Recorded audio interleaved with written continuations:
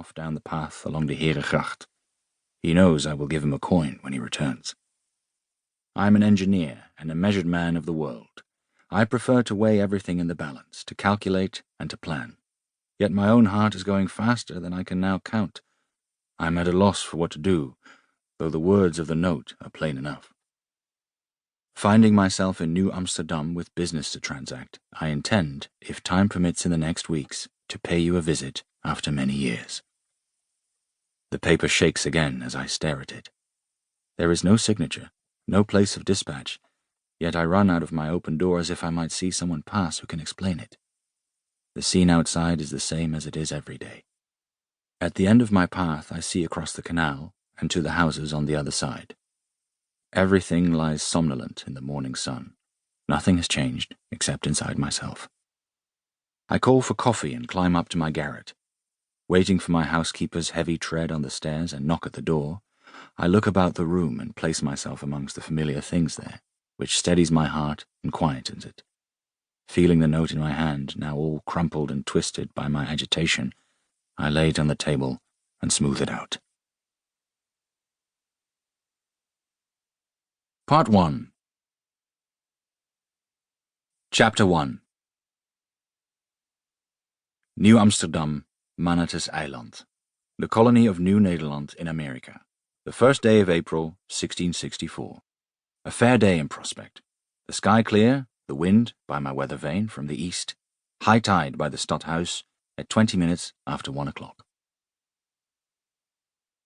I have lived for almost a dozen years here in the colony of New Nederland, what we call the New World, though it is rightly only new to us, being as old as all creation. This, the city of New Amsterdam, is sited on the island of Manatus. It is truly not much of a city. To call it such is the pride of the inhabitants, or the way they talk in letters home. It is a town, most on the firm ground, but in part, as is our Dutch way, on land we have drained. I dare say that before long, if the colony grows and survives the difficult times, we will begin to take land from the sea, both as protection and out of habit. When I think as a Dutchman, if such I am still, I know that it is not other nations that we Dutch dream of conquering, or other peoples. Our real enemy and our best companion is something quite different, the force of nature itself. We've been compelled for centuries to attempt the separation of land and water wherever we find them muddled up. This is our struggle, this our way of being. Here in the New World there is surely land enough for all.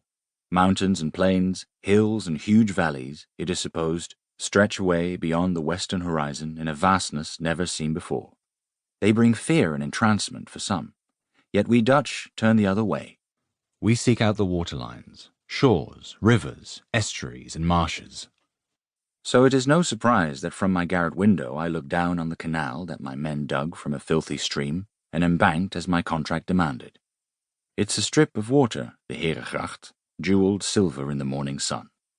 I ran it straight south to the river's edge, clean and simple, as befits an engineer. At the shore, where once the land slid under the water in a disorderly way, the two are now divided by pilings that have given Manatus Eiland a firm edge all around its tip. Such is the purpose of embanking, to make an edge, a clear boundary, and separation. Beyond the confines of New Amsterdam, marsh, sand, and river still mingle raggedly up the island's eastern side. There, twice a day, the tide pushes up the ribbony creeks and into the marshes. The glistening brown mud waits and welcomes the water. When the tide goes out, the flats are dappled with gulls and egrets sucking up worms and shrimp. Their cries reach me in my attic in the early morning, and through the darkness, with the casement open, comes the quack-quack of night herons searching for crabs. This is still a small place, 2,000 souls. The shore and the sea are right there, beyond the wharfs and the wall. They wait, as once the flood waited, for the call to rise and cover the earth. One day the flood will come again. This is the knowledge that a Dutchman always has. I have been in possession here long enough to call this place my home, though it is inside my house, more than on these streets, that I am myself, which is all that I wish for. New Amsterdam cannot be like the old city of Amsterdam, though the people still have the voices of their homes, the nee en ja, goedemorgen en goedenavond.